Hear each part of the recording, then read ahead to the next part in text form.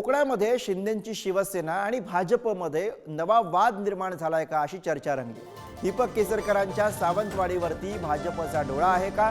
सावंतवाडी विधानसभा मतदारसंघामध्ये महायुतीकडनं भाजपनं उमेदवार द्यावा, राजन तेलींची भाजप प्रदेशाध्यक्ष चंद्रशेखर बावनकुळे यांच्याकडे अशा स्वरूपाची मागणी दिसते। राजन तेलींनी युतीमध्ये मिठाचा खडा टाकू नये असं विधान यावरती केसरकर यांनी केलंय।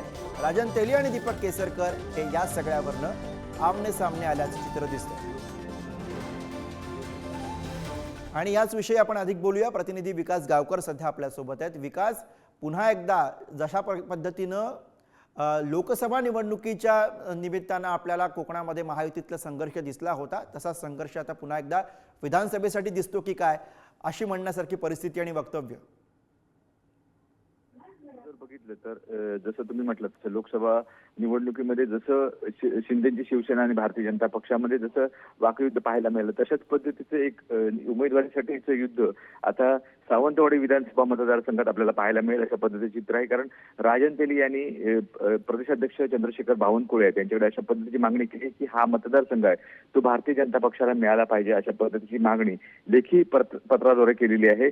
आणि हा जो मतदारसंघ आहे तो शिंदेची शिवसेनेचे आमदार आहेत दीपक केसरकर त्यांच्याकडे आहे।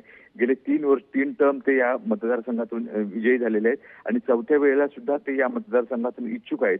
आणि ते इच्छुक असतानाच आता राजन तेली यांनी सुद्धा आपली जोरदार मोर्चेबांधणी तयारी सुरू केली आहे की सावंतवाडी विधानसभा मतदारसंघातून स्वतः राजन तेली इच्छुक आहेत आणि ते इच्छुक असताना त्यांनी अशा पद्धतीची मागणी केल्यामुळे शिंदेची शिवसेना आणि या सगळ्यावरती कशा प्रतिक्रिया येतात महायुतीमध्ये आपल्याला बघावं लागेल। धन्यवाद विकास या सगळ्या सविस्तर माहितीसाठी।